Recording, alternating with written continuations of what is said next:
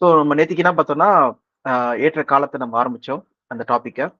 So அதுல முக்கியமா நம்ம எந்த வசனத்த நம்ம பார்த்தோம்னா, ஸ்க்ரீன் ஷேர் பண்றேன். டக்குன்னு ஞாபகம் இருக்குன்னா சொல்லுங்க. எந்த வசனத்த நம்ம கோர் வசனமா, முக்கியமான வசனமா நம்ம பார்த்தோம்? ஏசாயா 53:4 பார்த்தோம். ஐசியா 53:4. 53:4. அது ஜீசஸ் கிறிஸ்து அது வருவாரு ஜீசஸ் கிறிஸ்து. அப்படின்றத போட்டிருக்கு. அப்ப யோவான் 12:32. அதுவும் கிடையாது.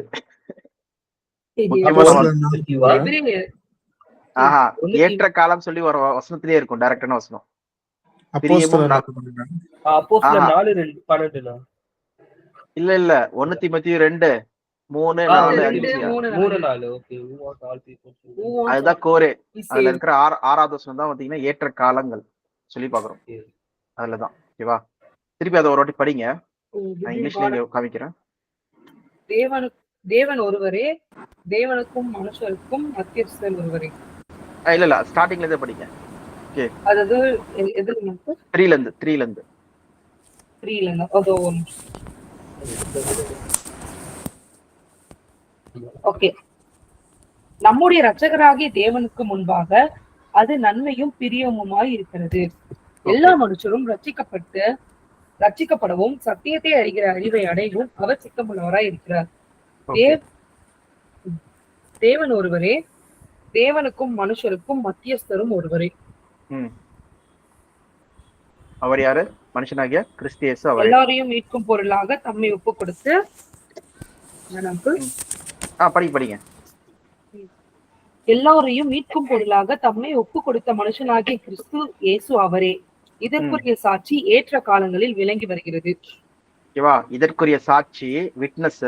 ஓகே, சாட்சி ஏற்ற காலங்களில் விளங்கி வருகிறது சொல்லி பாக்குறோம். அதனாலதான் நம்ம ஏற்ற காலம் சொல்ற ப்ராப்பர் டைம், இல்லைன்னா அப்பாயிண்டட் டைம், இல்லைன்னா ஏற்ற காலம் சொல்லிட்டு நம்ம டாபிக் பாக்குறோம். அப்போ ஒவ்வொருத்தருக்கும் இயேசு கிறிஸ்துவோடைய மீட்பு என்ன எது விளங்கி வருது சொல்றாங்க இங்கிலீஷ்ல பாத்தீங்கன்னா, who gave himself a ransom for all people. எல்லா மக்களுக்கும் என்ன பண்ணாராம்? இயேசு கிறிஸ்து ரட்சிப்பு கொடுத்தாராம். அந்த ரட்சிப்பு ஏற்ற காலங்களில் எல்லாருக்குமே விளங்கி வருகிறது. அதான் நம்ம கேள்வி கேட்டோம். இங்க எல்லாருக்குமே போட்டிருக்கு, ஏற்ற காலங்களில் விளங்கி வருகிறது போட்டிருக்கு, எல்லாருக்கும் போட்டிருக்கு, ஆல் பீப்புள் சொல்லி போட்டிருக்கு, ப்ராப்பர் டைம் சொல்லி போட்டிருக்கு. அப்போ பழைய ஏற்பாட்டுல விசுவாச வீரர்களுக்கு எப்ப டைம், அவங்களுக்கு எப்படி ரசிக்கப்பட்டாங்க, இயேசு கிறிஸ்துவே பேரே தெரியாது, அவங்க எப்படி ரசிக்கப்பட்டாங்க சொல்லி நம்ம கேள்வி கேட்டோம்.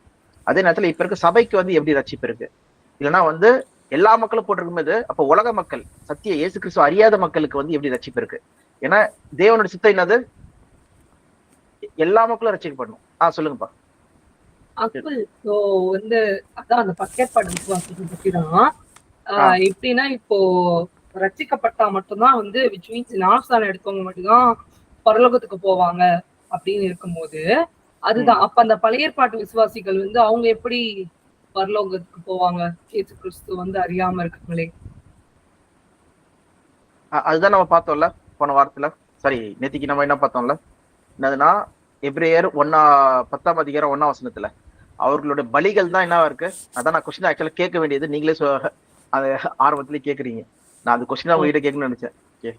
சரி சரி, நானே கேட்கிறேன். எப்படி பழைய ஏற்பாட்டு விசுவாச வீரர்கள் அவங்க இயேசு கிறிஸ்துவ அறிஞ்சாங்க, எல்லாம் இயேசு கிறிஸ்துவின் அந்த மீட்புக்கு பாத்திரமானாங்க?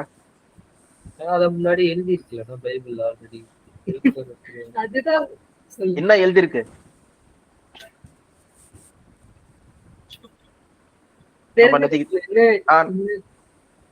இம்பார்ட்டன்டான ஒரு வசனம் பார்த்தோம்ல.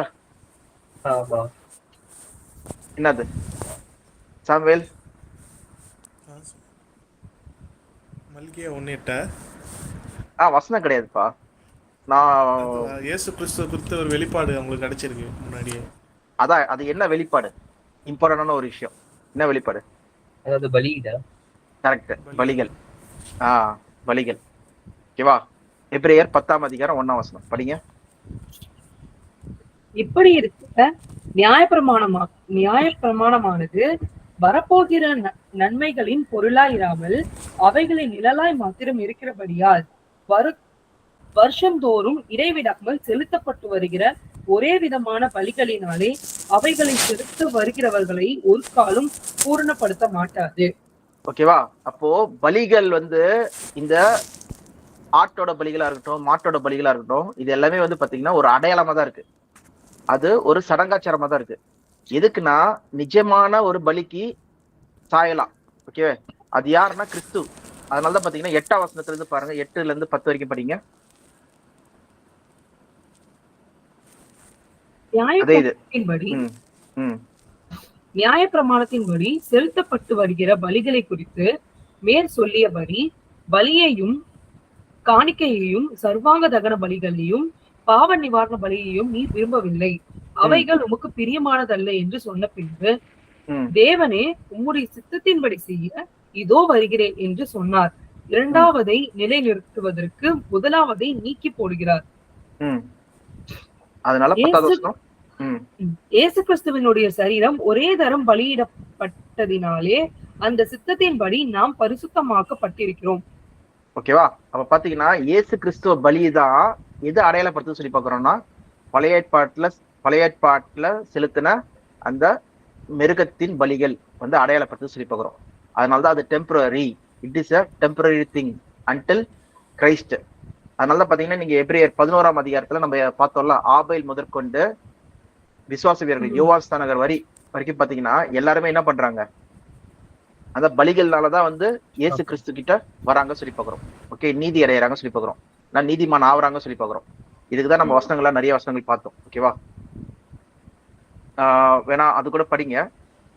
4ஆம் அதிகாரம், எபிரேயர் 11 4வது வசனம்.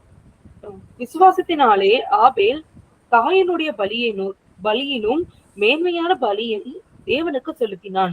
அதனாலே அவன் நீதிமான் என்று சாட்சி பெற்றான். அவனுடைய காணிக்கைகளை குறித்து தேவனே சாட்சி கொடுத்தார். அவன் மரித்தும் இன்னும் பேசுகிறான். இப்ப பாத்தீங்கன்னா ஆபேல் வந்து விசுவாசத்தினாலே, இங்க வந்து கிரியையினாலே போடல, விசுவாசத்தினாலே. அதனாலதான் நம்ம நேத்தி கூட நம்ம தெளிவா பார்த்தது என்னதுன்னா, இவங்க பழைய ஏற்பாட்டு விசுவாச வீரர்கள் ஏன் விசுவாச வீரர்களுடைய பட்டியல இருக்காங்க சொல்லி பாத்தீங்கன்னா, இவங்க யாருமே வந்து கிரியையினால வந்து நீதி அடையல. ஏன்னா கிரியையினால ஒருவனும் ஒருபோதும் நீதி அடைய முடியாது சொல்லிட்டு தான் நம்ம என்ன பார்த்தோம், ரோமர்ல பார்த்தோம். கரெக்டா? நியாய பிரமாணத்தினால் ஒருவனும் ஒருபோதும் நீதியை அடைய முடியாது. விசுவாசத்தினால் மட்டும்தான் நீதி அடைய முடியும் சொல்லி நம்ம பார்த்தோம். ஓகேவா? அதன்படி பாத்தீங்கன்னா இவங்க எல்லாருமே அதனாலதான் by faith Abel, by faith Enoch, by faith Noah சொல்றதான் நம்ம இங்க பாக்குறோம். By faith Abraham. ஓகேவா? எல்லா மக்களுமே, all this people, by faith Isaac, Jacob, Joseph, Moses. Okay, அதுக்கப்புறம் பாத்தீங்கன்னா ராகாப், ப்ராஸ்டியூட் ராகாபா இருக்கட்டும், ஜெரிகோ கோட்டையை வீழ்த்துறது பை ஃபெய்த். எல்லாம் பாத்தீங்கன்னா இயேசு கிறிஸ்துவ மேல வச்சிருக்க ஃபெய்த் வச்சுதான் என்ன பண்றாங்க, எல்லாமே நடந்தது சொல்லிட்டு பாக்குறோம். இந்த பலிகள் எல்லாமே எதை அடையாளப்படுத்து சொல்லி பாத்தீங்கன்னா இயேசு கிறிஸ்துவோட பலிகள் அடையாளப்படுத்துறது சொல்லி பாக்குறோம். ஓகேவா? சோ ஏற்ற காலம் சொல்றது அவங்களுக்கு வந்து அப்ப இருந்தது. அவங்க விசுவாசத்தின் மூலமா தான் நீதி அடைஞ்சாங்க சொல்றதா இங்க சொல்ல வர பாயிண்ட். ஓகேவா? ஆனா ஒரு விஷயம் என்னதுன்னா, இப்ப நம்ம வந்து சபைக்கு போறோம். இப்ப இருக்கிற இயேசு கிறிஸ்துக்கு அப்புறம் வாழ்ற மக்களுக்கு வந்து ரட்சிப்பு எப்படி சொல்லி பாத்தீங்கன்னா அதே ஃபெய்த் மூலமா தான். ஓகே, ரட்சிப்பு எதனால இருக்கு? அதே விசுவாசத்தின் மூலமா தான். கரெக்ட் தானே? ஓகே, இப்ப பாத்தீங்கன்னா படிங்க 39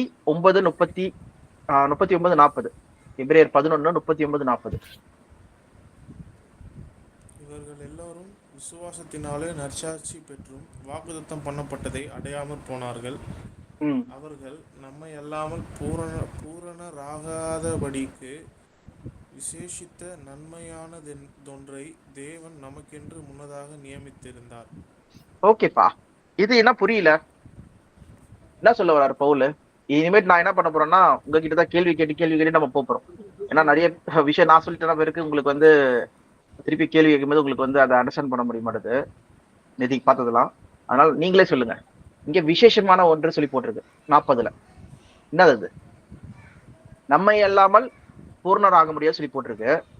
நம்மைனா என்ன, யாரு? அப்போஸ்தலன் பவுல் இது எழுதுறாரு. அவ பாத்தீங்கன்னா இயேசு கிறிஸ்துக்கு அப்புறம் வாழ்ற விசுவாச மக்கள். ஓகே, சபை சொல்லி பாக்குறோம். ஓகேவா? சபை அல்லாமல் யாரு? பழைய ஏற்பாட்டு விசுவாச வீரர்கள் ஆபேல் முதற்கொண்டு யாரும் வந்து முடியாது பாக்குறோம். அப்போ நம்மளுக்கு விசேஷமான ஒன்றை தருகிறாராம் தேவன். அந்த விசேஷம் என்னது? இந்த ரெண்டு விஷயத்த சொல்லுங்க. விசேஷம் அதான் ஒருவேளை இயேசு கிறிஸ்துவா கூட இருப்பாரு. அவர் மூலியமா புரியல. நம்மளுக்கு உயிர்த்தெழுதல் கொடுக்குற அந்த அப்ப என்ன பழைய ஏற்பாடு விசுவாச வீரர்களுக்கு உயிர்த்தெழுதல் கிடையாதா? இல்ல அவர் சொல்றாருல்ல நம்மளுக்கு ஒரு விஷயம். அதான் விசேஷம் என்னது? ரட்சிப்பு தான். அதான் ரட்சிப்பு. என்னதுன்னா இப்ப 2 பீப்புள் இருக்காங்க வச்சுக்கோங்க. இது பழைய ஏற்பாட்டு விசுவாச வீரர்கள். ஓகேவா? ஆபேல் முதற்கொண்டு. இங்க வந்து இயேசு கிறிஸ்து மேல வச்சுக்கிற அதே சேம் தான், விசுவாசம் தான் இங்கேயும். ஆனா என்னதுன்னா சபை. இப்போ பழைய ஏற்பாட்டு விசுவாச வீரர்கள்ல சபை இவங்க 2 பேருக்கு இவங்க 2 பேர் இருக்காங்க. இங்க பழைய ஏற்பாட்டு விசுவாச வீரர்கள் காட்டிலும் இவங்களுக்கு விசேஷமானது தராங்களாம் சபைக்கு. அந்த சபைக்கு விசேஷமானது என்னது சொல்லி கேக்குறேன். அதானே போட்டிருக்கு 40ல. அவர்கள் எல்லாரும் நம்மை இல்லாமல் பூரணராக வாக்குத்தத்தம் பண்ணதை பெற்றுக்கொண்டாங்களா? வாக்குத்தத்தம் பண்ணதை பெற்றுக்கொண்டார்கள். யார் பெற்றுக்கொண்டா? சபையாய் நம்ம தான். அடையாம போனது முன்னாடி போட்டு பெற்றுக்கொண்டோமா? நம்மள ஒண்ணும் பெற்றுக்கொள்ளலையே. இயேசு கிறிஸ்துவோட 2ஆம் வருகைக்கு தானே பெற்றுக்கொள்வோம். இயேசு கிறிஸ்து வந்துட்டாரா அப்பனா? அவர் வந்து தானே நம்மள அவர் கொண்டு போறாரு. இந்த விசேஷம் நன்மை என்ன? நம்மளும் இப்ப எக்ஸாம்பிள் படிங்க. ரோமர் 8ஆம் அதிகாரம். அதுல என்ன போட்டிருக்கு பாருங்களா? 19.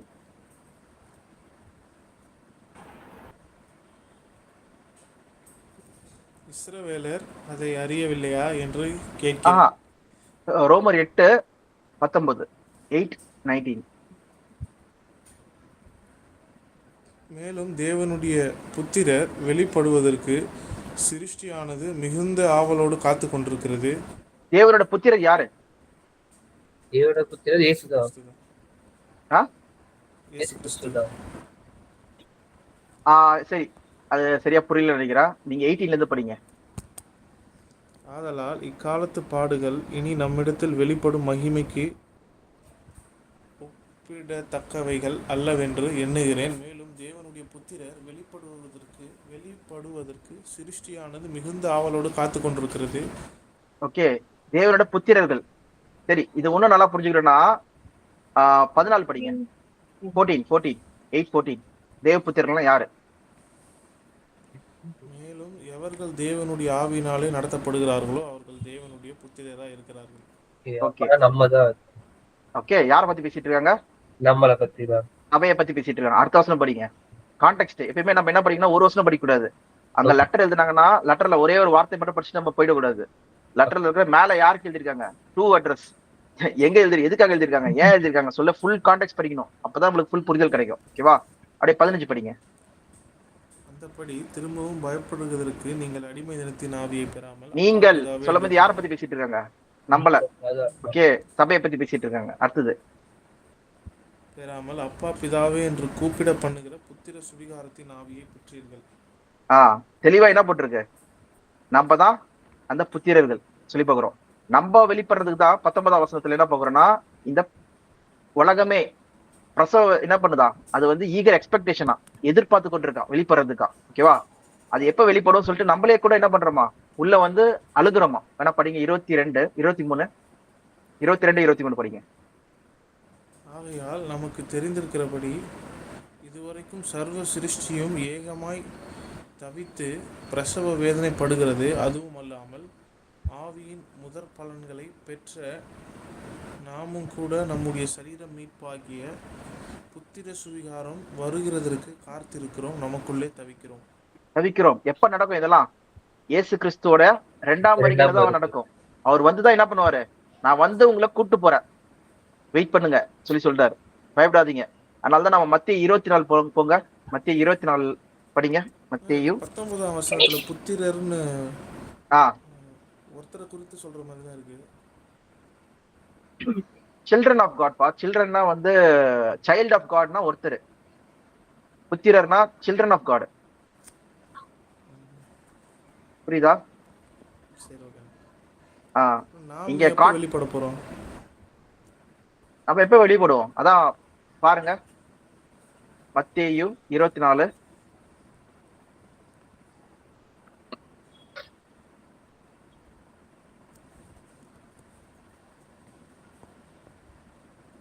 30-31 படிங்க.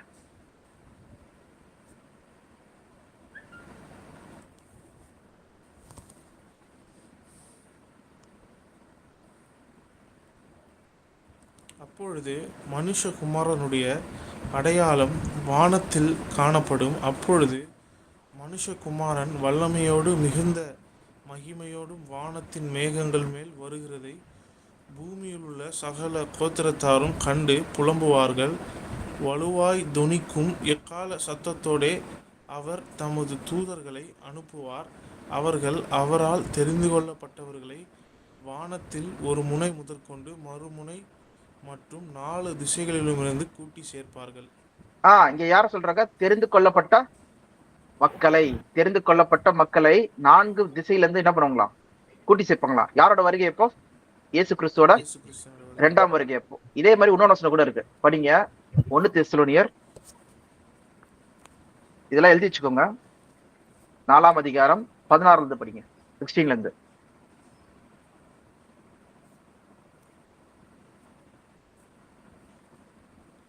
ஏனெனில் கர்த்தர் தாமே ஆரவாரத்தோடும் பிரதான தூதனுடைய சத்தத்தோடும் தேவ எக்காலத்தோடும் வானத்திலிருந்து இறங்கி வருவார். அப்பொழுது கிறிஸ்துக்குள் மரித்தவர்கள் முதலாவது எழுந்திருப்பார்கள். எப்போ வந்து உயிர்த்தெழுதல் நடக்குதா? தெளிவா இங்க என்ன போட்டிருக்கு? எப்போ உயிர்த்தெழுதல் நடக்குது? கிறிஸ்துவோட 2ஆம் வருகையில. ஓகேவா? கிறிஸ்துவுக்குள் மரித்தவர்கள் முதலாவது உயிர்த்தெழுவார்கள். பின்பு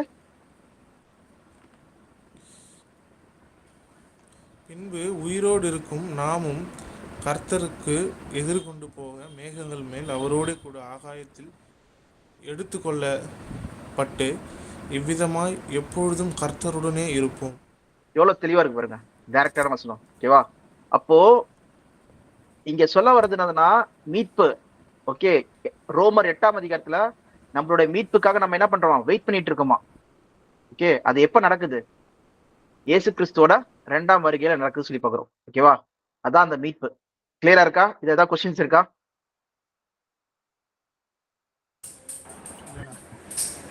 ஓகே, ஏதாவது டவுட்ஸ் இருந்தா கூட நீங்க கேட்கலாம். ஏன்னா நிறைய பேர் என்ன நினைச்சிட்டு இருப்பாங்கன்னா, செத்து போன உடனே எல்லாரும் பரலோகம் போயிடுவாங்கன்னு நினைச்சிட்டு இருப்பாங்க.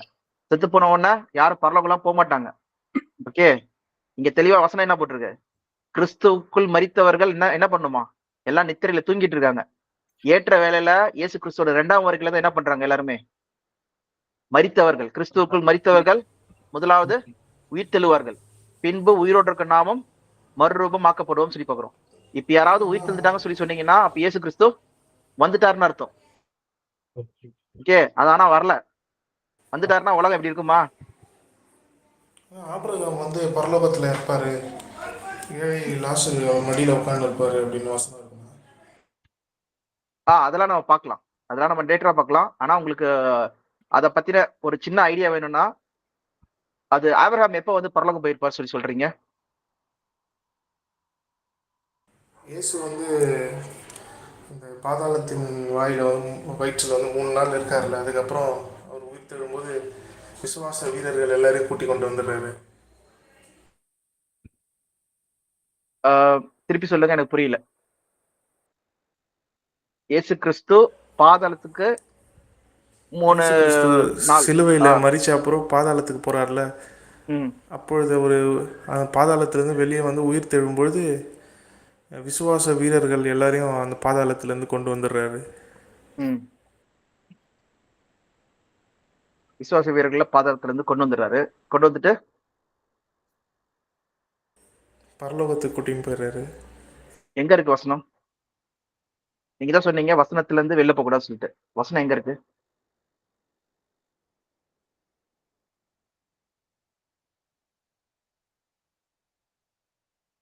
அது கரெக்டாக எங்கே இருக்கு தெரியல, நான் பார்த்து சொல்கிறேன். நீங்க பார்த்து தேடி சொல்லுங்க. அது மாதிரி கிடையாது. டைரக்டா இங்க பாத்தீங்கன்னா 17 என்ன போட்டிருக்கு? இயேசு கிறிஸ்துவோட வருகையில தான் ஃபர்ஸ்ட் கிறிஸ்துவுக்குள் மரித்தவர்கள் எல்லாம் உயிர்த்தெழுவாங்க.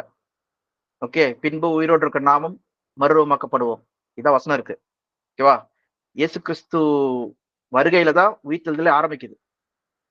அதனால்தான் ஈவன் பாருங்க, யோசிச்சு பாருங்க, லாசரஸ் மரிச்சார் எங்க? யோவான் 11ஆம் அதிகாரம்.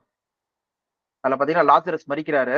மரிச்ச உடனே அவர் 4 நாள் கழிச்சு இயேசு கிறிஸ்து என்ன பண்றாரு, அந்த பட்டணத்துக்கு போறாரு. ஓகேவா?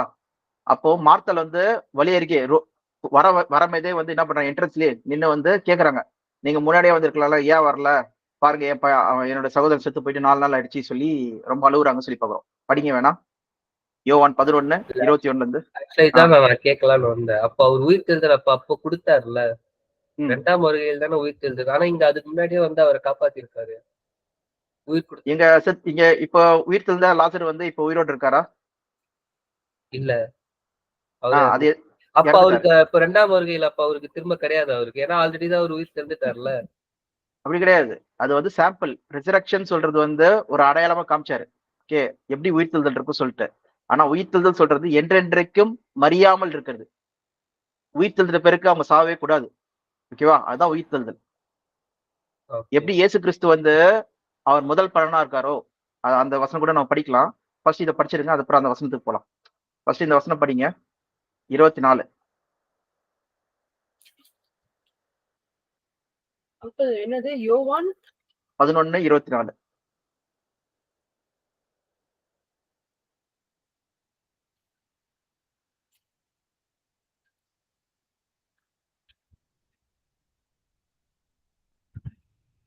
அதற்கு மார்த்தாள், உயிர்த்தெழுதல் நடக்கும் கடைசி நாளிலே அவனும் உயிர்த்தெழுந்திருப்பான் என்று அறிந்திருக்கிறேன் என்றாள்.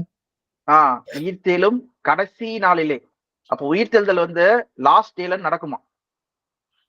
எல்லாரும் வந்து டக்குன்னு உயிர்த்தெழுவாங்க இல்ல, அதெல்லாம் இது பண்ணல. எல்லாரும் என்ன நினைச்சிட்டு இருந்தாங்க, லாஸ்ட் டேல. அந்த லாஸ்ட் டேனா என்னது? உலகத்தின் முடிவுல இயேசு கிறிஸ்துவோட 2ஆம் வருகையில தான் சொல்லி பாக்குறோம். ஓகேவா? அதுதான் மார்த்தாலும் வந்து புரிஞ்சிருந்தாங்க, அப்ப இருந்து யூதர்களும் புரிஞ்சிருந்தாங்க. ஓகே, உயிர்த்தெழுதல் நடக்கிறது. அதனாலதான் இயேசு கிறிஸ்துவ நிறைய தடவை சொல்ல பாருங்க, லாஸ்ட் டே சொல்லிட்டு. இந்த வசனமே போடுறேன். இப்ப அதர் பீப்புள்ஸ்லாம் அப்ப அவங்களும் உயிர் தெழுவாங்களா? அப்போ இப்போ இந்துஸ் வழிபடுறாங்களே. ஆமா, அதான் நம்ம பார்க்க போறோம். அதான் இந்த ஏற்ற காலத்துல வந்து பார்க்க போறோம். அதனாலதான் உங்களுக்கு வந்து நிறைய மாற்றம் இருக்கும் இந்த டாபிக்ல. ஃபார் எக்ஸாம்பிள்,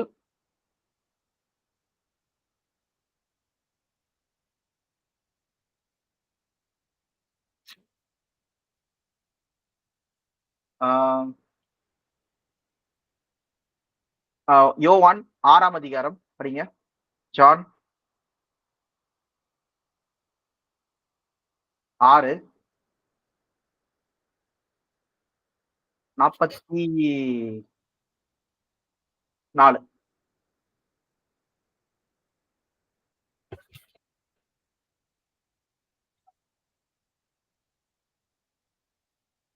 என்னை அனுப்பின பிதா ஒருவனை இழுத்துக் கொள்ளாவிட்டால் அவன் என்னிடத்தில் வரமாட்டான். கடைசி நாளில் நான் அவனை எழுப்புவேன். சரி, இதை நீங்களே எக்ஸ்பிளைன் பண்ணுங்க. கடைசி நாள்னா என்னது? ஏன் கிரைஸ்ட் இப்படி சொல்றாரு? இது எத்தனை வாட்டி சொல்றாரு பாருங்க. அதான் நான் எடுத்துட்டு இருக்கேன். மத்தேயுல பாத்தீங்கன்னா கடைசி நாள் சொல்லிட்டு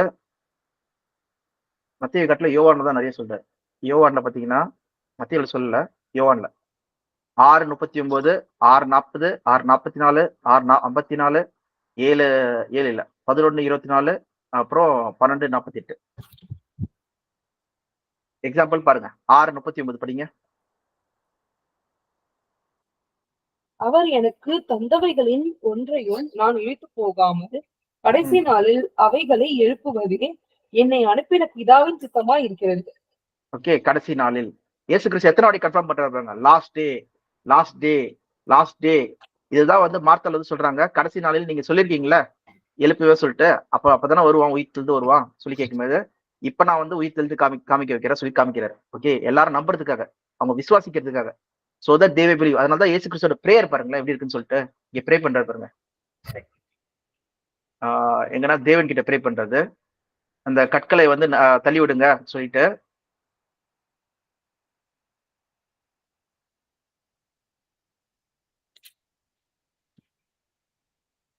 வேணா படிங்க, 39 படிங்க.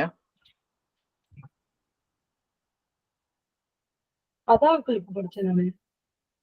6:39. 6:39 படிச்சீங்க. இது 11:39.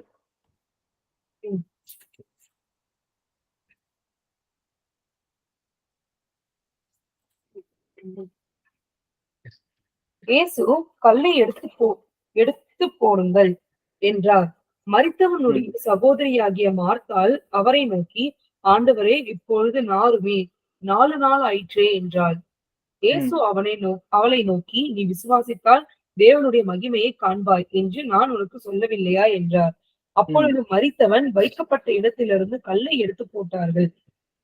இயேசு கிறிஸ்து வந்து மார்த்தாள் கிட்ட சொல்றாங்க, நீ விசுவாசித்தால் தேவ மகிமையை காண்பாய். அங்க தேவனுடைய மகிமை யாருக்கு தெரியணுமா? அங்க இருக்கிற மக்கள் எல்லாருக்கும் தெரியணுமா? அவங்க விசுவாசத்துல பலனடையணுமா? அதுக்காக இயேசு கிறிஸ்து வந்து செய்யறார் இந்த அற்புதத்தை. இவர்தான் மெசியா, இவர்தான் ரட்சகர், இயேசு கிறிஸ்து, இவர் மேல நம்பிக்கை வைக்கணும் சொல்றதுக்காக இயேசு கிறிஸ்து செஞ்ச ஒரு மிராக்கிள். வேணா படிங்க, 47 படிங்க, அவரே சொல்லுவார் பாருங்க. அப்பொழுது மரித்தவன் வைக்கப்பட்ட இடத்தில் இருந்த கல்லை எடுத்து போட்டார்கள்.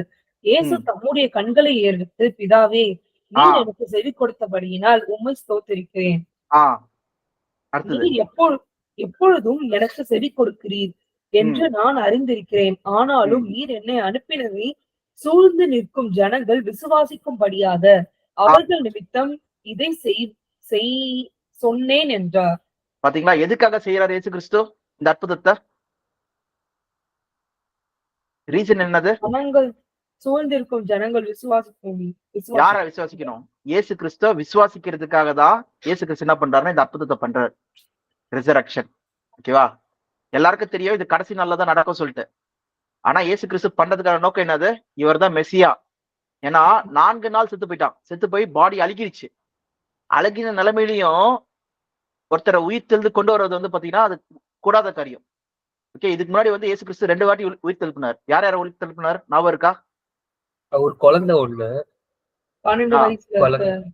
அதுக்கப்புறம் இவரு மார்த்தாளோட இது 2வது. இன்னொரு லாசரு, ஒரு குழந்தை, இன்னொரு ஒரு பையன்.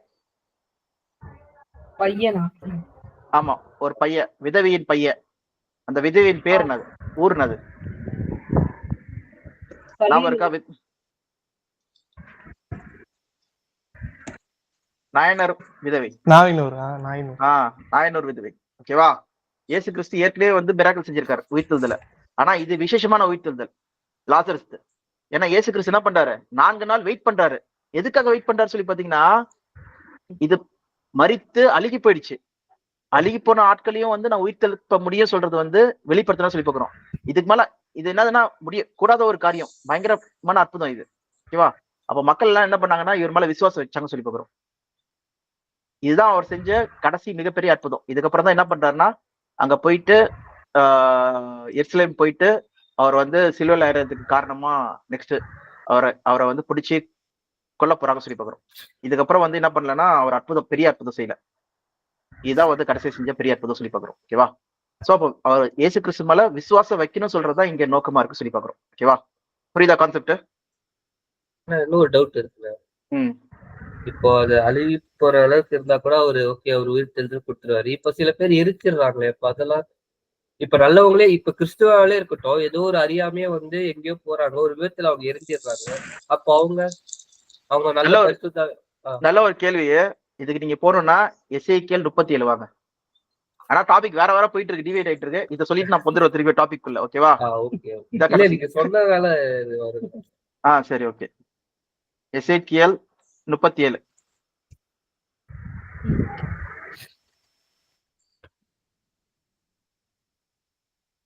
முப்பத்தி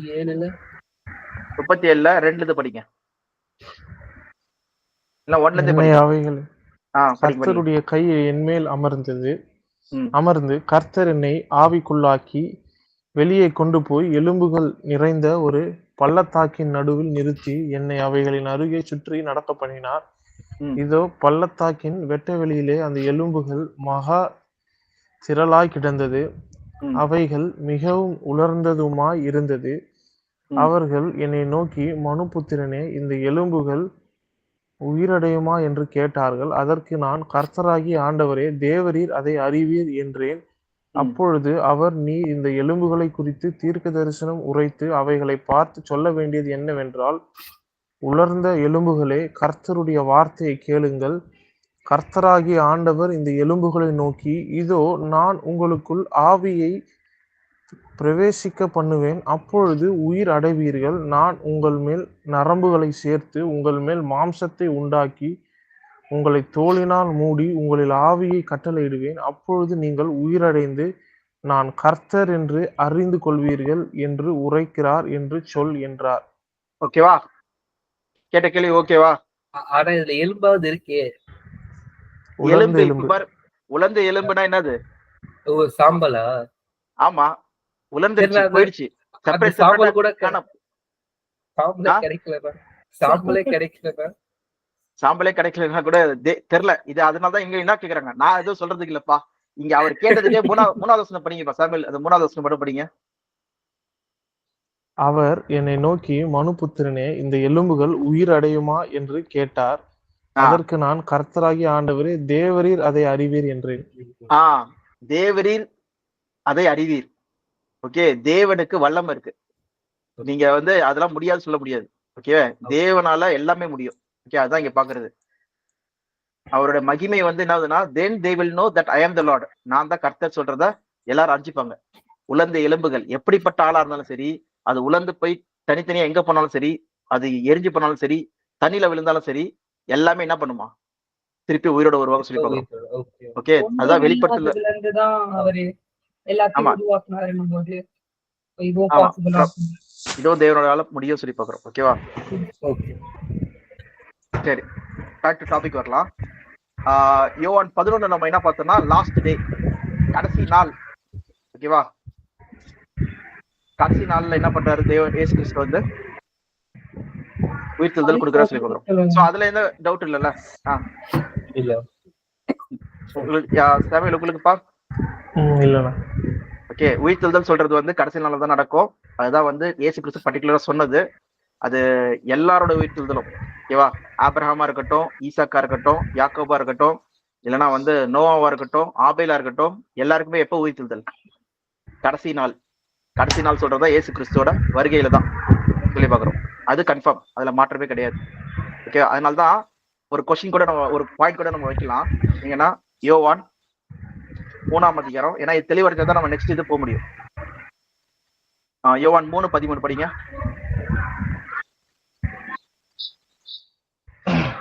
பரலோகத்தில் இருந்து இறங்கியவரும் பரலோகத்தில் இருக்கிறவருமான மனுஷ குமாரனே அல்லாமல் பரலோகத்திற்கு ஏறினவன் ஒருவனும் இல்லை. இது எப்ப சொல்றாரு இயேசு கிறிஸ்து?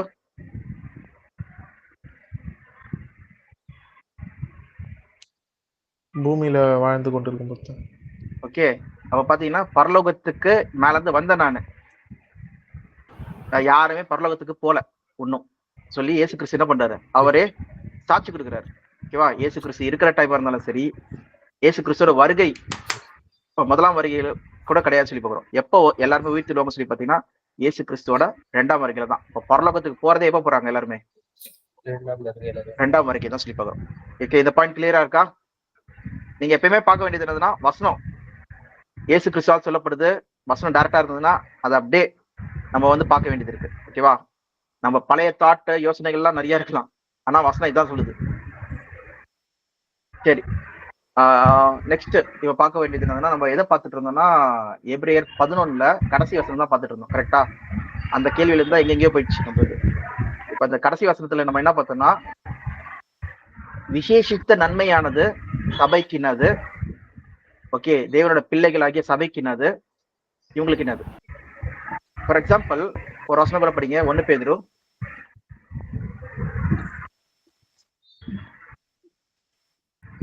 1ஆம் அதிகாரம் நினைக்கிறேன்.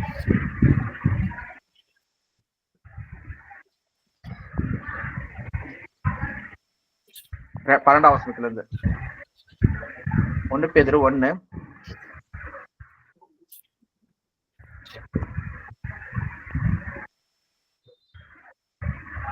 தங்கள் நிமித்தம் அல்ல, நமது நிமித்தமே இவைகளை தெரிவித்தார்கள் என்று அவர்களுக்கு வெளியாக்கப்பட்டது. பரலோகத்திலிருந்து அனுப்பப்பட்ட பரிசுத்த ஆவியினாலே உங்களுக்கு சுவிசேஷத்தை பிரசங்கித்தவர்களை கொண்டு இவைகள் இப்பொழுது உங்களுக்கு அறிவிக்கப்பட்டு வருகிறது. இவைகளை உற்று பார்க்க தேவ தூதரும் ஆசையா இருக்கிறார்கள். ஓகே, எதை பத்தி பேசிட்டு இருக்காங்க இங்க? இது கான்டெக்ட் என்னது? கான்டெக்ட் என்னது? சுற்றுச்சூழல் என்னது? பாத்தீங்கன்னா 10ஆம் வசனத்துல இருந்து படிங்க. உங்களுக்கு உண்டான கிருபையை குறித்து தீர்க்க தரிசனம் சொன்ன தீர்க்கதரிசிகள் இந்த ரட்சிப்பை குறித்து கருத்தாய் ஆராய்ந்து பரிசோதனை பண்ணினார்கள்.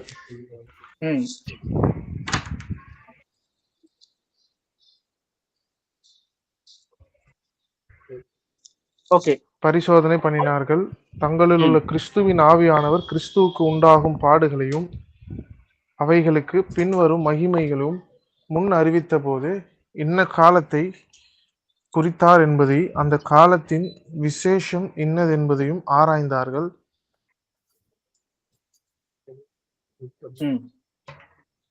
தங்கள் நிமித்தமல்ல, தமது நிமித்தமே இவைகளை தெரிவித்தார்கள் என்று அவர்களுக்கு வெளியாக்கப்பட்டது. பரலோகத்திலிருந்து அனுப்பப்பட்ட பரிசுத்த ஆவியினாலே உங்களுக்கு சுவிசேஷத்தை பிரசங்கித்தவர்களை கொண்டு இவைகள் இப்பொழுது உங்களுக்கு அறிவிக்கப்பட்டு வருகிறது. இவைகளை உற்று பார்க்க தேவதூதரும் ஆசையா இருக்கிறார்கள். போதும். இந்த வசனத்துக்கான அர்த்தம் என்னது நீங்களே சொல்லுங்க. இயேசுவை ஏன் பூமிக்கு அனுப்பினாரு, எப்படி ரட்சிப்பு உண்டாக்குனாரு, ஆவி இப்ப தேவ தூதர் கூட தெரியல. இப்ப நம்ம பிரசங்கிக்கிற பிரசங்கத்தை பார்த்துதான் அவங்களே அறிஞ்சு கொள்றாங்க. ஓகே, ஓரளவுக்கு. ஆனா ஃபுல்லா கான்டெக்ட் சொல்லல. இங்க என்ன ஸ்டார்டிங் 10வது வசனம் மட்டும் ஃபர்ஸ்ட் எக்ஸ்பிளைன் பண்ணுங்க. 10 படிச்சுட்டு அதை எக்ஸ்பிளைன் பண்ணுங்க. உங்களுக்கு உண்டான கிருபையை குறித்து தீர்க்க தரிசனம் சொன்ன தீர்க்கதரிசிகள் இந்த ரட்சிப்பை குறித்து கருத்தாய் ஆராய்ந்து பரிசோதனை பண்ணினார்கள். சொல்லுங்க. இயேசு கிறிஸ்துவை பற்றியும் ரட்சிப்பை குறித்தும் ஏற்கனவே தீர்க்கதரிசிகள் மூலமாய் தீர்க்கதரிசிகளால் சொல்லப்பட்டது. அவங்க அதை ஆராய்ச்சி பரிசோதனை பண்ணினார்கள். ஓகேவா? அப்போ ஐசியா தீர்க்கதரிசி சொல்லியிருக்காரா, மல்கியா சொல்லியிருக்காரா, யோவேல் சொல்லியிருக்காரா, ஓகேவா, அது மாதிரி தானியல் சொல்லியிருக்காரா? இந்த தீர்க்கதரிசிகளை யாரை பத்தி சொன்னாங்களா? இயேசு கிறிஸ்து பத்திய தீர்க்கதரிசனங்கள் சொல்லியிருக்காங்களாம். அவங்களாம் அந்த தீர்க்கதரிசனத்தை விட்டுட்டாங்களா? அப்படியே சொல்லிட்டு அதை என்ன பண்ணாங்க? ஆராய்ச்சி பார்த்தாங்களாம். இது எந்த காலத்தை குறிச்சு சொல்லப்பட்டிருக்கு சொல்லிட்டு. எக்ஸாம்பிள், தானியல் என்ன பண்றாருன்னா, ஒரு தீர்க்கதரிசனம் வருது மிருகத்தை பத்தி. அது தானியல் அந்த மிருகத்தை பத்தி தீர்க்கதரிசனம் வந்தோம்னா அவர் என்ன பண்றாரு? ஃபாஸ்டிங்ல 21 நாள் ஃபாஸ்டிங் இருக்கிறாரு. கரெக்டா? இருந்து என்ன பண்றாரு? அந்த தீர்க்கதரிசனம் எந்த காலத்தை குறிச்சு சொல்லி கேட்கிறாரு. அப்ப கேப்ரியல் என்ன சொல்றாரு? நான் வந்துட்டேன்பா, சொல்ல வரா வராரு சொல்லி பாக்குறோம். அவ பாத்தீங்கன்னா எல்லாரும் என்ன பண்ணாங்களாம்? தீர்க்கதரிசனத்தை ஆராய்ந்து பார்த்தாங்களாம். பார்த்துட்டு அது எந்த காலத்தை குறிக்க சொல்லும்போது அது அவங்களுடைய காலத்தை குறிக்காத படிக்கு இப்போ இயேசு கிறிஸ்து பாடுகள் மரித்து உயிர்த்தெழுந்த பிறகு இருக்கிற மக்களுக்காக சொல்லப்பட்ட ஒரு காரியமா இருக்கு சொல்றாங்களாம். படிங்க அடுத்த வசனம். தங்களில் உள்ள கிறிஸ்துவின் ஆவியானவர் கிறிஸ்துவுக்கு உண்டாகும் பாடுகளையும் அவைகளுக்கு பின்வரும் மகிமைகளையும் முன் அறிவித்த போது இந்த காலத்தை அவருடைய பாடுகளும் அவருடைய மகிமைனா என்ன, எதை சொல்ல வராங்க? அவருடைய பாடுகள் எப்ப பாடுகள் பட்டாரு? சிலுவையில பாடுகள். அது சிலுவையில பாடுகள். ஓகேவா? இயேசு கிறிஸ்து மரித்தாரு. மகிமை எப்ப படுறாரு? உயிர்த்தெழுந்ததுக்கு அப்புறம். உயிர்த்தெழுந்து தேவன்கிட்ட போனதுக்கு அப்புறம் மகிமை அடைகிறான்னு சொல்லி பாக்குறோம். ஓகே, அதனால பிதாவின் திருப்பி யோவான் 17ஆம் அதிகாரத்துல பாத்தீங்கன்னா எனக்கு மகிமையில எனக்கு கொண்டு போய் சேருங்க சொல்லி கேட்பாரு பிரேயர்ல. ஓகே, 17 ஃபுல்லா பிரேயர் தான். அதுல கொண்டு போய் சேருங்க சொல்லி சொல்லுவாரு. மகிமை படுத்தி என்ன பண்ணாங்களாம்? இவங்க ஆராய்ந்து பார்த்தாங்களாம். அடுத்தது இன்ன காலத்தை குறித்தார் என்பதையும் அந்த காலத்தின் விசேஷம் என்னது என்பதையும் ஆராய்ந்தார்கள். எந்த டைம் ஒரு தீர்க்கதரிசனால என்னது? ஒரு அப்பாயிண்டட் டைம்ல தான் என்ன பண்ணணும்? அது நிறைவேறணும்.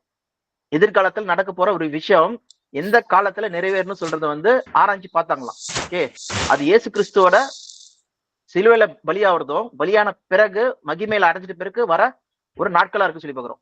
ஓகே, அப்ப பாத்தீங்கன்னா 33 ADக்கு அப்புறம் இருக்கிற காலம்ல அப்புறம் வாழ்ற மக்களுக்கு சொல்லப்பட்ட ஒரு காரியமா இருக்கான். ஆராய்ந்து பார்த்தார்கள். அப்புறம் நெக்ஸ்ட், தங்கள் நிமித்தம் அல்ல, நமது நிமித்தமே இவைகளை தெரிவித்தார்கள் என்று அவர்களுக்கு வெளியாக்கப்பட்டது. எவ்வளவு சூப்பரா இருக்கு பாருங்க. தங்கள் நிமித்தம் அல்ல, அது அவங்களுக்காக எழுதப்படல. விசுவாச வீரர்கள் பழைய ஏற்பாடுல சொல்லப்பட்ட மக்களுக்காக கிடையாது, இது நம்மளுக்காக வெளியாக்கப்பட்டு சொல்லிட்டு என்ன பண்றான்? சொல்லப்பட்டிருக்கு சொல்றாங்க. கரெக்டா? கரெக்ட். புரியுதா? ஓகே, அப்போ விசேஷித்த நன்மை சொல்லும்போது ஒரு சம்திங் கிரேட்டர் வந்து பாத்தீங்கன்னா சபைக்காக கொடுக்கப்பட்டிருக்கான். ஆனா நம்மளை இல்லாமல் என்ன பண்ண முடியாது, அவங்களால பூர்ணமடைய முடியாது.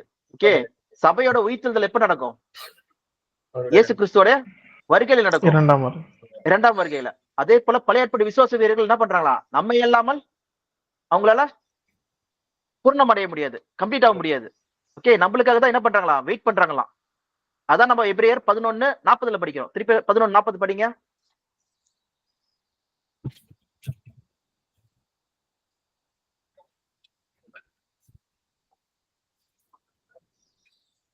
அவர்கள் நம்மையல்லாமல் பூரணராகாதபடிக்கு விசேஷித்த நன்மையானதொன்றை தேவன் நமக்கென்று முன்னதாக நியமித்திருந்தார். ஓகேவா? பாத்தீங்களா, அவங்களுக்கு அந்த நன்மை வந்து கொடுக்கப்படலையா, ஆனா நம்மளுக்கும் அந்த நன்மை கொடுக்கப்பட்டிருக்கான். ஓகேவா?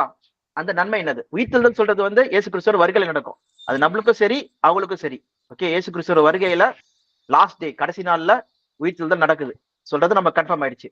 ஓகேவா? அப்போ இங்க விசேஷித்தமான நன்மைனா என்னது? நம்மளும் இயேசு கிறிஸ்துவ விசுவாசிக்கிறோம், அவங்களும் பலிகள் மூலமா என்ன பண்ணாங்க, இயேசு கிறிஸ்துவ விசுவாசிச்சாங்க. இந்த வசனத்துல 1 பேதுரு 1ஆம் அதிகாரம் 13ஆம் வசனத்துல நம்ம என்ன பார்த்தோம்னா, ஸ்பெஷலான இன்னொரு விஷயம், கிறிஸ்துவின் ஆவி சொல்லி பாக்குறோம். என்ன பண்ணுச்சா, இந்த காலத்தை குறிச்சு காட்சிதான் சொல்லி பாக்குறோம். ஓகேவா? அவங்களுக்கு அந்த எந்த நாளை குறிச்சு சொல்றாங்க சொல்லி கூட புரிய வச்சுதான். ஆனா அது அவங்களுக்கும் கொடுக்கப்படல, அது நம்மளுக்கும் அருளப்பட்டிருக்கு சொல்லி பாக்குறோம்.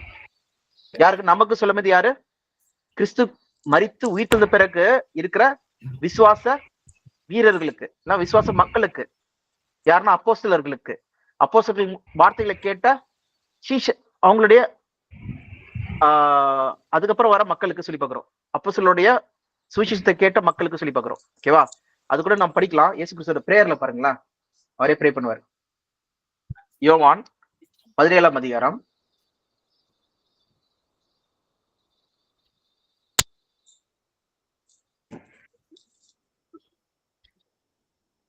13 படிங்க. ஃபர்ஸ்ட் 6 மட்டும் படிங்க. ஃபர்ஸ்ட் 6, 7. நீர் உலகத்தில் தெரிந்தெடுத்த எனக்கு தந்த மனுஷனுக்கு உம்முடைய நாமத்தை வெளிப்படுத்தினேன். அவர்கள் உம்முடையவர்களா இருந்தார்கள். அவர்களை எனக்கு தந்தீர். அவர்கள் உம்முடைய வசனத்தை கை கொண்டு இருக்கிறார்கள். ஓகே, அவர்களே எனக்கு தந்தீர். யார் சொல்றாங்க? இயேசு கிறிஸ்துவோட சீஷர்களை சொல்றாங்க. ஓகேவா? அடுத்து 20 படிங்க.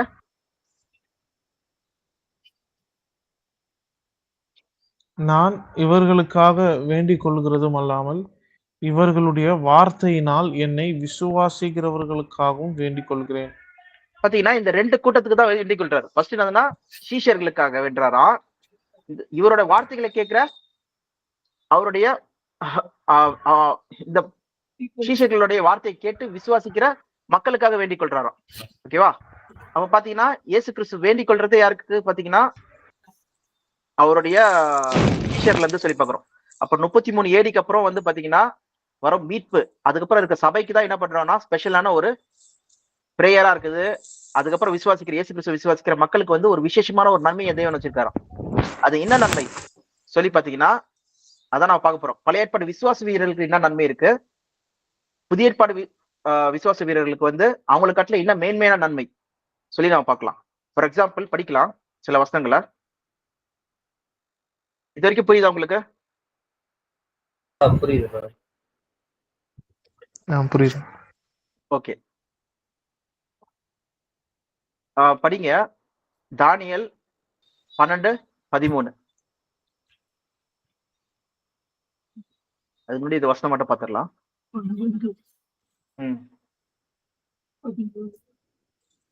நீயோ வென்றால் முடிவு வரும் மட்டும் போயிரு. நீ இளைப்பாறி கொண்டிருந்து நாட்களில் முடிவிலே உன் சுதந்திர வீதத்திற்கு எழுந்திருப்பாய் என்றான். யாரை குறிச்சு சொல்றாங்க இது? தானியேலை கரெக்ட், தானியேல். ஏன்னா தானியேல் புத்தகம் அவர் என்ன பண்றாரு, இந்த சொல்லப்பட்ட தீர்க்கதரிசனத்தை வந்து கேட்கிறாரு, இதை எனக்கு புரிய வைக்கணும்னு சொல்லு. ஆனா என்ன சொல்றாரு, இதோ மறைக்கப்பட்டிருக்கு, நீயும் வந்து என்ன பண்ணு, நீ இளைப்பாரி கொண்டு. இளைப்பாருனா என்னது? மரணம் என்ற நித்திரையில ஏற்ற வேலையில நீ என்ன பண்ணுவ, உயிர்த்தெழுவ.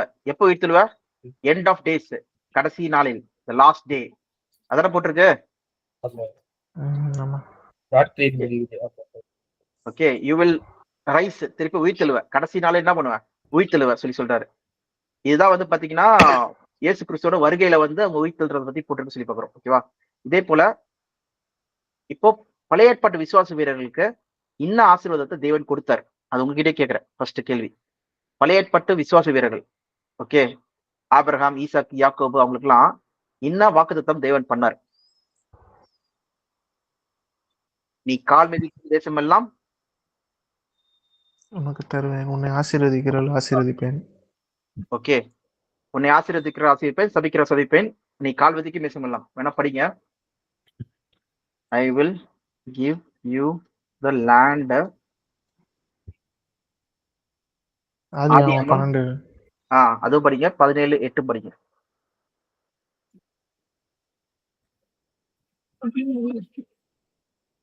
நான் உன்னை பெரிய ஜாதியாக்கி உன்னை ஆசீர்வதித்து உன் பேரை பெருமைப்படுத்துவேன். நீ ஆசீர்வாதமா இருப்பாய். உன்னை ஆசீர்வதிக்கிறவர்களை ஆசீர்வதிப்பேன், உன்னை சபிக்கிறவர்களை சபிப்பேன். பூமியில் உள்ள வம்சங்கள் எல்லாம் உனக்குள் ஆசீர்வதிக்கப்படும் என்றார். என்றார் சொல்லி பார்க்கிறோம். அதே மாதிரி 17:8, நீ பரதேசியாய் தங்கி வருகிற கானான் தேசம் முழுவதையும் உனக்கும் உனக்கு பின்வரும் உன் சந்ததிக்கும் நித்திய சுதந்திரமாக கொடுத்து நான் அவர்களுக்கு தேவனா இருப்பேன் என்றார். இந்த லேண்டை வந்து நான் என்ன பண்ணுவேன், உனக்கு கொடுப்பேன். நீங்க ஆதியாகமம் 12ஆம் அதிகாரத்துல 7ஆம் வசனத்துல நீங்க படிச்சிருக்கலாம் அந்த வசனத்தை, இதே வசனத்தை. அதனால நீ இந்த கானான் தேசத்தை, இந்த லேண்டை வந்து உமது குடியிருப்பு வந்து என்ன பண்ணுவாங்க, பெற்றுக்கொள்வார்கள் சொல்லி சொல்றாரு. அதே மாதிரி இதை படிங்க. ஆதியாகமம் 15:18.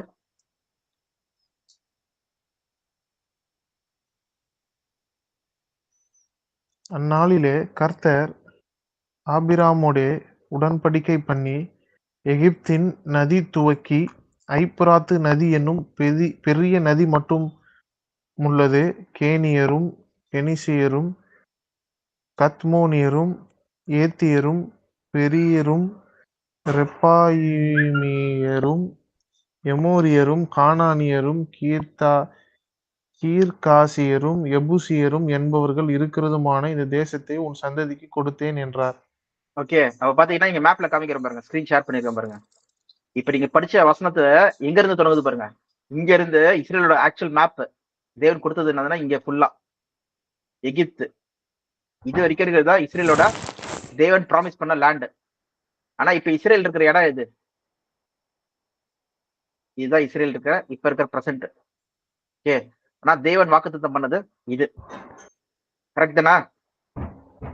யூப்ரட்டிஸ் நதி தொடங்கி, இங்கிலீஷ்ல பாத்தீங்கன்னா ஒரு நிமிஷம், எகிப்தியன் நதி துவங்கி ஐப்பிராத்து. எகிப்தின் நதி தொடங்கினா என்னது, அந்த நெயில் நதி தானே எகிப்தின் நதி. நெயில் நதி தொடங்கி ஐப்ராத்து நதி எங்க இருக்கு, இங்க இருக்கு யூப்ரட்டிஸ். அது வரைக்கும் பாத்தீங்கன்னா இஸ்ரேலோட பார்டரா, இங்க இருந்து இது வரைக்கும். ஆனா இங்க இருக்க பாருங்க, ஜோர்டன் ரிவர்லயே நின்றுது, யோர்தான் நதியிலே நின்றுது சொல்லி பாக்குறோம். ஓகேவா? இதுதான் தேவன் கொடுத்தது. ஆனா அவங்க பெற்றுக்கொண்டாங்களா? இல்ல, பெற்றுக்கொள்ளல, கிடைக்கல. ஓகே, இத பத்தி நம்ம எபிரேயர் 11 படிக்கலாம். எபிரேயர் 11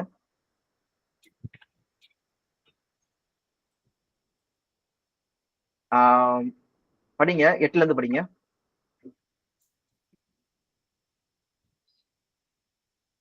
விசுவாசத்தினாலே ஆபிரகாம் தான் சுதந்திரமாக பெறப்போகிற இடத்திற்கு போகும்படி அழைக்கப்பட்ட போது கீழ்ப்படிந்து தான் போகும் இடம் என்னதென்று அறியாமல் புறப்பட்டு போனான்.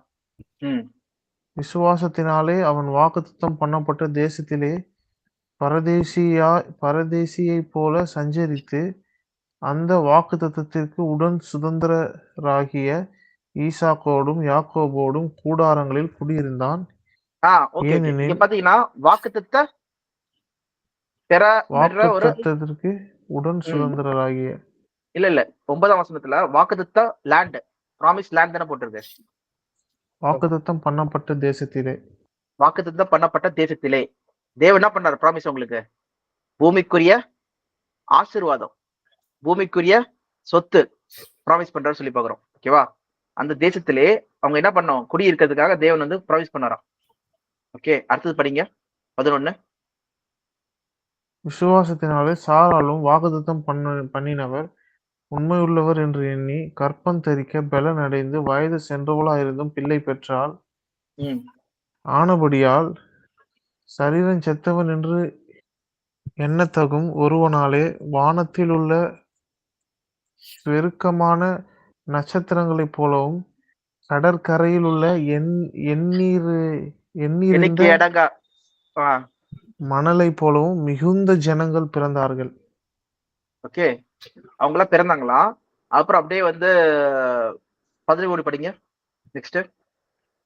இவர்கள் எல்லாரும் வாக்குத்தத்தம் பண்ணப்பட்டவைகளை அடையாமல் தூரத்திலே அவைகளை கண்டு நம்பி அணைத்து கொண்டு பூமியின் மேல் தங்களை அந்நியரும் பரதேசிகளும் என்று அறிக்கையிட்டு விசுவாசத்தோடே மரித்தார்கள். என்னப்பா போட்டிருக்கீங்க? தூரத்திலே அவைகளை கண்டு வாக்குத்தத்தம் பண்ணப்பட்டதை அடைஞ்சாங்களா அடையலையா? இவங்க அடையாமல். அப்ப தேவன் ப்ராமிஸ் பண்ணிட்டு இருந்தாரு. இப்ப நம்ம மேப்ல கூட பார்த்தோம், அவங்க வந்து வாக்குத்தத்தம் பண்ணப்பட்டது இன்னும் வந்து என்ன பண்ணல, அடையல. கரெக்டா? ஓகே. அவ பாத்தீங்கன்னா எல்லாருமே என்ன பண்ணாங்களாம், நடுவுலயே இறந்து போயிட்டாங்களாம். எல்லாரும் என்ன பண்ணாங்களாம், அந்நியரும் பரதேசியமா என்ன பண்ணாங்களாம், இந்த பூமியில சுத்தி தெரிந்தாங்களாம். 14வது வசனம் படிங்க. இப்படி அறிக்கையிடுகிறவர்கள் சுய தேசத்தை நாடி போகிறோம் என்று தெரியப்படுத்துகிறார்கள். தாங்கள் விட்டு வந்த தேசத்தை நினைத்தார்களானால் அதற்கு திரும்பி போவதற்கு அவர்களுக்கு சமயம் கிடைத்திருக்குமே. அதையல்ல, அதிலும் மேன்மையான பரம தேசத்தை விரும்பினார்கள். ஆகையால் தேவன் அவர்களுடைய தேவன் எனப்பட வெட்கப்படுகிறதில்லை, அவர்களுக்கு ஒரு நகரத்தை ஆயத்தம் பண்ணினாரே. ஓகே, இப்போ இங்க என்ன சொல்ல வர்றாரு? அப்போ இவங்க எல்லாரும் வந்து வெயிட் பண்ணிட்டு இருந்தாங்க, என்னதுன்னா இந்த தேசம் கிடைக்கிறதுக்காக. ஆனா வாக்குத்தத்தம் பெறாமலே என்ன, அந்த வாக்குத்தத்தம் பண்ணப்பட்ட தேசம் கிடைக்காமலே என்ன பண்ணிட்டாங்களாம், எல்லாரும் இறந்து போயிட்டாங்களாம். ஆனா அது மட்டும் இல்லாதமா இவங்க என்ன பண்ணாங்களாம், அந்நியரும் பரதேசியமா என்ன பண்ணாங்களாம், டென்ட்ல வாழ்ந்து வந்தாங்களாம். இதான் நம்ம எங்க படிக்கிறோம், 10வது வசனத்துல படிக்கிறோம். ஓகேவா? எங்கன்னா 9ஆம் வசனத்துல படிக்கிறோம். Okay. He lived in tents. டென்ட்ஸ்னா என்னது? கூடாரம். இப்ப வந்து ஜிப்சி இல்லைன்னா வந்து பரதேசிகள் என்ன பண்ணுவாங்க, அந்த ரோட போறவங்க என்ன பண்ணுவாங்க, அவங்க ஒரு டென்ட்ல தான் வாழுவாங்க. குருவிக்காரங்களாம் பாத்தீங்கன்னா வந்து டென்ட்ல தான் வாழுவாங்க. ஓகே, அவங்களுக்கு சுயமா தேசம் கிடையாது, இடம் கிடையாது. அப்ப அந்த மாதிரிதான் வாக்குத்தத்தம் பண்ணப்பட்ட தேசத்துல இவங்க வாழ்ந்து வந்தாங்களாம். எதுக்காக அப்படி வாழ்ந்து வந்தாங்களாம்? தேவன் தருகும் நகரத்துக்காக வெயிட் பண்ணிட்டு இருந்தாங்களாம். ஓகேவா? தேவன் தரும் நகரம் வந்து எங்க இருந்து வருதா? ஹெவன்லி ஒன், பரலோகத்திலிருந்து வர ஒரு நகரத்துக்காக வெயிட் பண்ணிட்டு இருந்தாங்களாம் சொல்லி பாக்குறோம். ஓகே, இதுதான் நம்மளுக்கு அவங்களுக்கு இருக்க டிஃபரன்ஸ். இப்ப இவங்களுக்கு வந்து என்னதுன்னா தேவன் தரும் நகரத்துக்காக வெயிட் பண்ணிட்டு இருந்தாங்க. ஆனா சபைக்கு வந்து பாத்தீங்கன்னா டிஃப்ரெண்டான ஒரு அழைப்பு. எக்ஸாம்பிள் படிங்க, இது புரியுதுல உங்களுக்கு? இங்க பழைய ஏற்பாட்டு விசுவாச வீரர்கள் அவங்களுக்கு வாக்குத்தத்தம் தேவன் கொடுத்தாரு. என்ன கொடுத்தாரு? லேண்ட வந்து நீங்க பொசஸ் பண்ணும், இதான் உங்க வாக்குத்தத்தம். ஆனா அடைஞ்சாங்களா சொல்லி பாத்தீங்கன்னா அடையல. அவங்களுக்கு கிடைக்கல. ஆனா அவங்க அந்நியரும் பரதேசியமா சுத்திட்டு இருந்தாங்க சொல்லி பாக்குறோம். ஆனா எதுக்காக வெயிட் பண்ணிட்டு இருந்தாங்க சொல்லி பாத்தீங்கன்னா தேவனே அவங்களுக்கு தர ஒரு நகரத்துக்காக என்ன பண்ணாங்க, அதுக்காக வெயிட் பண்ணிட்டு இருந்தாங்க சொல்லி பாக்குறோம். இது வரைக்கும் புரிஞ்சுதா? ஓகே, இதுதான் வசனம். இது வரைக்கும் இதான் வசனம் போட்டிருக்கு. இப்போ விசேஷமான ஒன்று தான் நம்ம பார்த்துட்டு இருக்கோம், என்ன விசேஷம் சொல்லிட்டு. அப்போ சபைக்கு என்ன விசேஷம் சொல்லி பாத்தீங்கன்னா அங்க பாருங்க, எபிரேயர் 3ஆம் அதிகாரம் 3:1.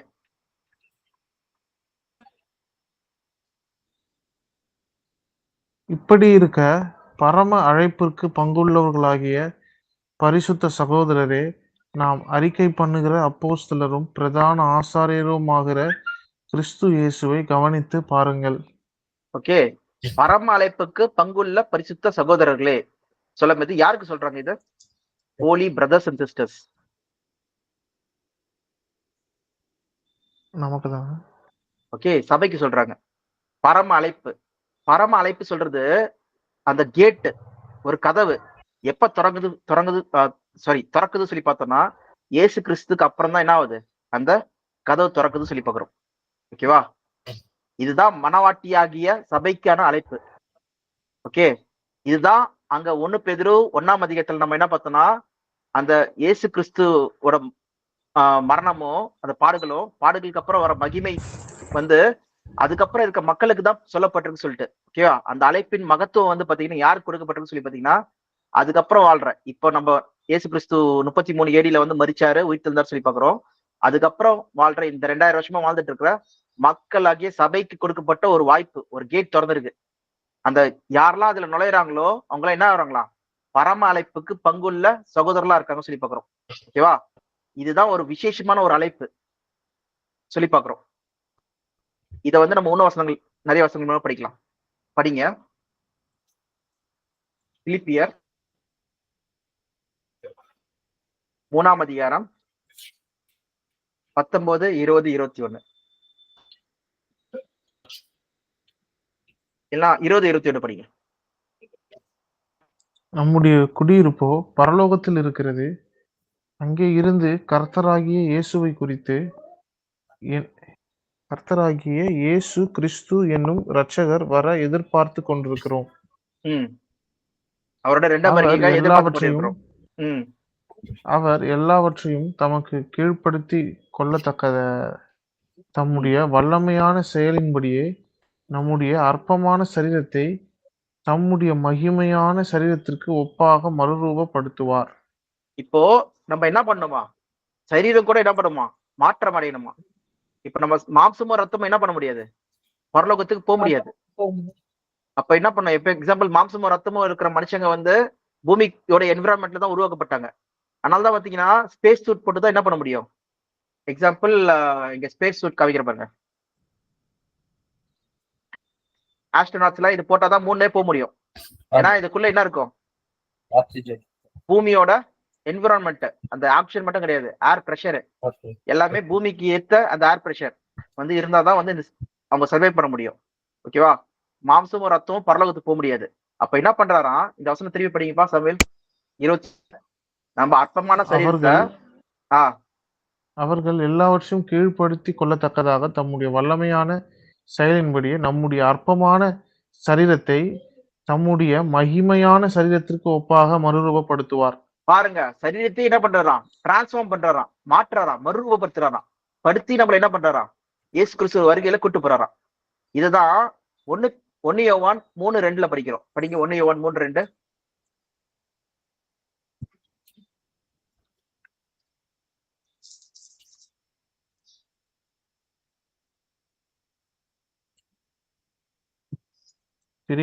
பிரியமானவர்களே, இப்பொழுது தேவனுடைய பிள்ளைகளா இருக்கிறோம். இனி எவ்விதமா இருப்போம் என்று இன்னும் வெளிப்படவில்லை. அவர் இருக்கிற வண்ணமாகவே நாம் அவரை தரிசிப்பதினால் அவருக்கு ஒப்பா இருப்போம் என்று அறிந்திருக்கிறோம். என்ன சொல்ல வராங்க, பிள்ளைகளே, dear children of God. Okay, நம்ம வந்து அவர் வெளிப்படம் இது இயேசு கிறிஸ்துவோட வருகை, 2ஆம் வருகை அப்போ அவர் இருக்கிற வண்ணமாகவே நாம என்ன பண்ணுவோமா, அவர் தரிசிப்போமா. அவர் இப்போ ஆவில இருக்காரா, மாம்சத்துல இருக்காரா? மாம்சத்துலதான் இருக்காரு. இல்லப்பா, இந்த டவுட்டே இருக்கு ஆரம்பத்து.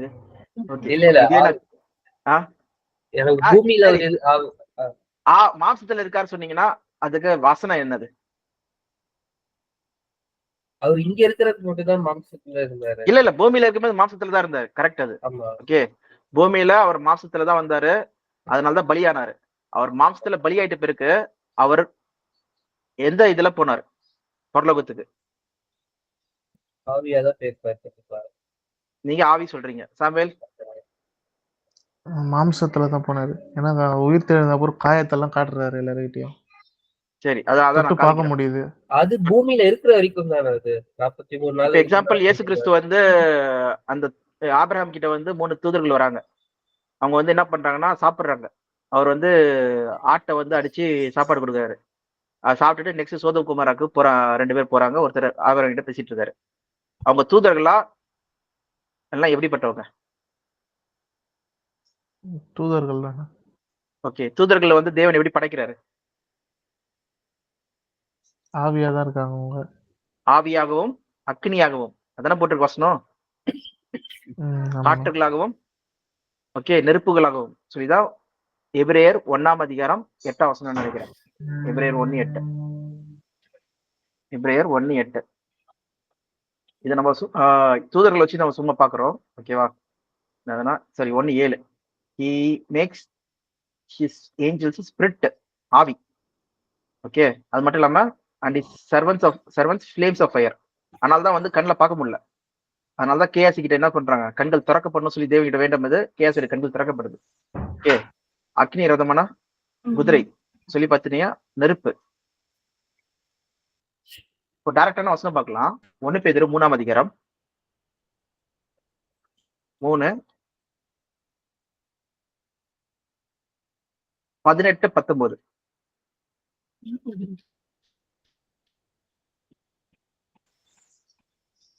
ஏனெனில் கிறிஸ்துவும் நம்மை தேவனிடத்தில் சேர்க்கும்படிக்கு அநீதி உள்ளவர்களுக்கு பதிலாக நீதி உள்ளவராய் பாவங்களின் நிமித்தம் ஒரு தரம் பாடுபட்டார். அவர் மாம்சத்திலே கொலை உண்டு, ஆவியிலே உயிர்ப்பிக்கப்பட்டார்.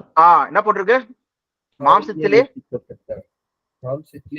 கொலை உண்டு, ஆவியிலே உயிர்ப்பிக்கப்பட்டார். வசனம் என்ன சொல்லுது? மாம்சத்திலே கொலையுண்டு, ஆவியிலே உயிர்ப்பிக்கப்பட்டார். ஓகே, இது டைரக்டான வசனம். ஆனா சாமுவேல், உங்களுக்கு இருக்க கொஸ்டின் வந்து நல்ல வேலிடான கொஸ்டின். ஏன்னா தோமா வந்து என்ன பண்றாருன்னா, நான் தொட்டு பாக்குற வரைக்கும் என்ன பண்ண மாட்டேன், நம்ப மாட்டா சொல்லுவாரு. ஓகே, நான் அந்த விழால வந்து என்ன பண்ணும், என் கை விட்டு பாக்கணும்னு சொல்லுவாரு. ஓகேவா? அப்ப பாத்தீங்கன்னா எல்லாரும் கூடி இருக்கும்போது இயேசு கிறிஸ்து வந்து என்ன பண்றாரு பார்க்கலாம். அந்த வசனம் படிக்கலாம்.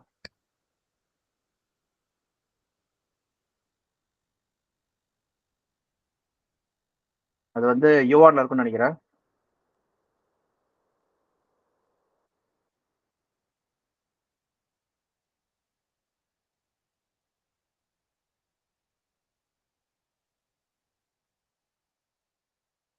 யோவான் 20:19. ஜான் 20:19. வாரத்தின் முதல் நாளாகிய அன்றைய தினம் சாயங்கால வேளையிலே சீஷர் கூடியிருந்த இடத்தில் யூதர்களுக்கு பயந்ததினால் கதவுகள் பூட்டியிருக்கையில் இயேசு வந்து நடுவே நின்று, உங்களுக்கு சமாதானம் என்றார். சொல்லுங்கப்பா, இதோட புரிதல் என்னது? டோர்லாம் லாக் ஆயிருக்கு, க்ளோஸ்ட். யூதர்களுக்கு பயந்து என்ன பண்ணிட்டாங்க, டோர்லாம் க்ளோஸ் பண்ணிருக்காங்க. திடீர்னு இயேசு கிறிஸ்து என்ன பண்றாரு, நடுல வந்து நிக்கிறாரு.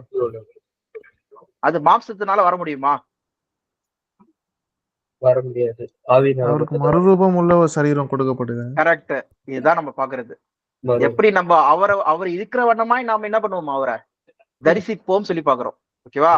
அதனாலதான் நம்ம பிலிப்பியர் 3ஆம் அதிகாரம் 21ஆம் வசனத்துல நம்ம என்ன பாக்குறோம்னா, நம்ம சரீரம் வந்து என்ன பண்ணுமா, அழிவுக்குரிய சரீரம் வந்து அவருடைய சரீரம் டிரான்ஸ்ஃபார்ம் ஆகுமா, மறுரூபமா ஆகுமா. ஓகேவா? அதனாலதான் வந்து பாத்தீங்கன்னா இயேசு கிறிஸ்து வந்து மறுரூப சரீரத்துல வந்து வராரு சொல்லி பாக்குறோம். ஓகேவா? இங்க ஆவியில வந்துட்டு என்ன பண்றாரு, இங்க பாரு நான் தான் கிறிஸ்து சொல்லிட்டு காமிக்கிறாரு, கையை காமிக்கிறாரு, விழா எலும்பு காமிக்கிறாரு, நான் தான் கிறிஸ்து சொல்லி காமிக்கிறாரு. ஓகேவா? அதனாலதான் அங்க நம்ம பிலிப்பியர் 1 பேதுரு 3ஆம் அதிகாரம் 18 என்ன படிக்கிறோம், மாம்சத்திலே கொலையுண்ட ஆவியிலே உயிர்ப்பிக்கப்படுகிறார் சொல்லி பாக்குறோம். ஓகே, அதே போலதான் சபையும் பாத்தீங்கன்னா இயேசு கிறிஸ்து போலதான் ஆவிக்குரிய சரீரத்தை தான் என்ன பண்றாங்க, இயேசு கிறிஸ்துவ தரிசிக்கிறாங்க சொல்லி பாக்குறோம். ஏன்னா மாம்சமும் ரத்தமும் பரலோகத்துக்கு போக முடியாது. வசனம் படிங்க. 1 கொரிந்தியர் 15:50.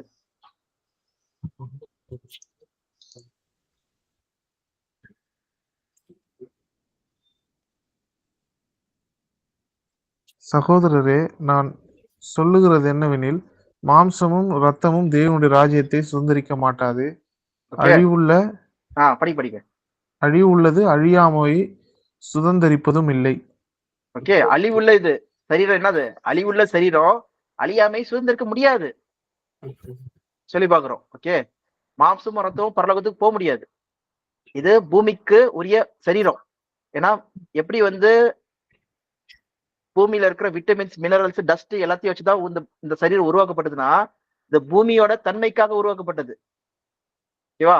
அதனாலதான் நம்மளோட சரீரம் வந்து என்ன இருக்கு, இந்த பூமிக்கு ஒத்த விஷயமா இருக்கு. அதனாலதான் நம்ம என்ன பாக்குறோம்னா மிருகத்துக்கும் நம்மளுக்கு என்ன இருக்கு, ஐடென்டிட்டி ஏகப்பட்டது இருக்கு. டிஎன்ஏ ஒத்து போகுது. 90 என்ன சிம்பான்சிக்கு நம்மளுக்கு பாருங்க, chimpanzee DNA and human DNA பாத்தீங்கன்னா 96 to 99% டிஎன்ஏ ஒத்து போகுது சீக்வன்ஸ். ஏன்னா நம்மளுக்கும் மிருகத்துக்கும் அவ்வளவு மேட்ச் இருக்கு. அதனாலதான் இது யாரு எவல்யூஷனரி தியரி கொண்டு வந்த சார்ல்ஸ் டார்வின் என்ன சொல்றாருன்னா, நம்ம குரங்குல இருந்து வந்தோம் சொல்லி ப்ரூவ் பண்ணிட்டு இருக்காங்க சயின்ஸ் படி. ஓகேவா? அது சரீரம் நம்ம வந்து எங்க இருந்து எடுக்கப்பட்டோம், எங்கன்னா ஆதியாகமம் 2ஆம் அதிகாரம் 7ஆம் வசனத்துல என்ன போட்டிருக்கு, மண்ணுல இருந்து எடுக்கப்பட்டோம்.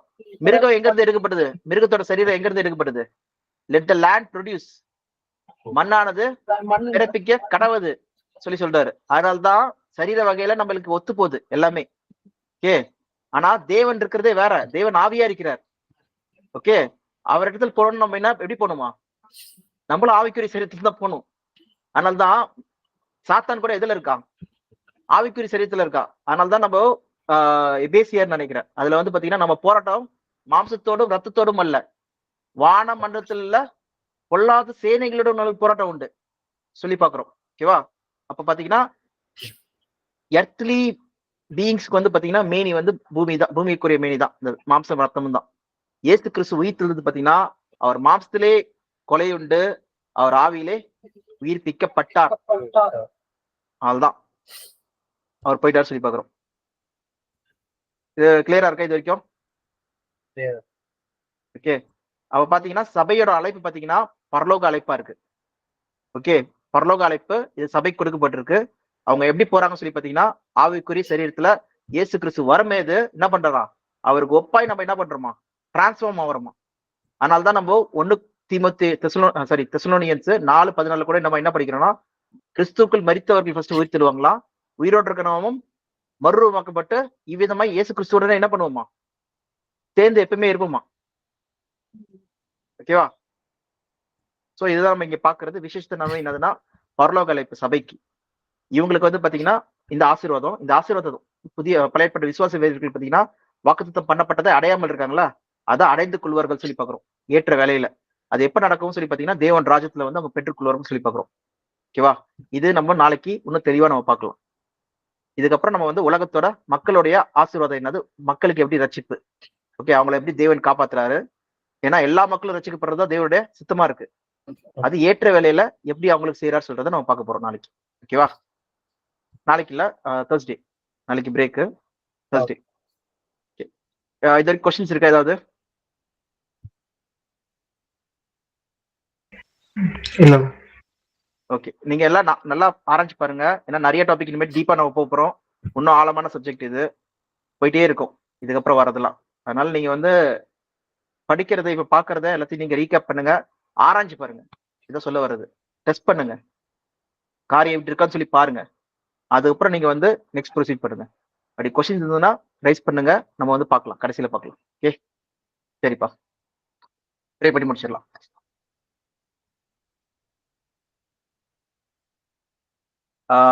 ஆனந்தி இந்த வாட்டி நீங்க பண்ணுங்க, அவர் ப்ரிப்பேர் ஆகட்டும். ஓகே, எங்களை நல்ல தகப்பனே, எங்கள் யாரும் இந்த நல்ல வேலை தந்ததற்காக நன்றி அப்பா. இந்த வேலையாக கூட அநேக காரியங்கள் நாங்கள் பார்த்தோம். அப்பா, ஏற்ற காலம் யார் யாருக்கு எந்தெந்த காலத்தில் ஏற்ற நேரத்தில் என்ன நடக்க வேண்டுமோ அது நடக்கும் என்று நாங்கள் பார்த்தோம் அப்பா. அப்பா, பழைய ஏற்பாடு விசுவாசிகளுக்கும் சபையா இருக்கிற எங்களுக்கும் என்னென்ன அப்பா விசேஷங்கள் எங்களுக்கு என்னென்ன இருக்கிறது என்று நாங்கள் பார்த்தோம் அப்பா. அப்பா, அப்படியாக எங்களை எவ்வளவு விசேஷமாக எங்களுக்கு கொடுத்திருக்கிறீர். அப்பா, அப்படியாக எங்களுக்கு பரலோக அழைப்பை எங்களுக்கு காண்பிக்க தேவனையும் நன்றி அப்பா. அப்பா, இதை நாங்கள் அறிந்து கொள்ள இன்னும் அநேக கிளாஸ்கள் நாங்கள் பார்த்து அப்பா அந்த பாடங்களை நாங்கள் கற்றுக்கொண்டு அதன்படி நடக்க அதை ஆராய்ந்து அறிய நீங்க உதவி பண்ணுங்கப்பா. எங்க கூட இருங்க, ஒவ்வொரு காரியத்தையும் விலக்கி காட்டுங்க. அப்பா, இந்த கிளாஸ் இதோட முடியாதபடிக்கு தொடர்ந்து போக உதவி பண்ணுங்க ராஜா. நீங்களுக்கு எந்த தடையும் வராதபடிக்கு நீங்க கூட இந்த வேலையை நடத்துங்க, பலப்படுத்திக் கொள்ளுங்க ராஜா. இப்ப இயேசு கிறிஸ்து மூலமாக இதுக்கு நல்ல பிதாவே, ஆமென். என் ஆத்மாவே கர்த்தரை ஸ்தோத்திரி, என் முழுவதுமே என் ஆத்மாவே கர்த்தரையே ஸ்தோத்திரி, கர்த்தர் செய்த சகல உபகாரங்களையும் மறவாதே. ஆமென். Praise the Lord, praise the Lord, praise the Lord, praise the Lord. ஓகேப்பா, பார்க்கலாம். Bye. Thank you. Bye.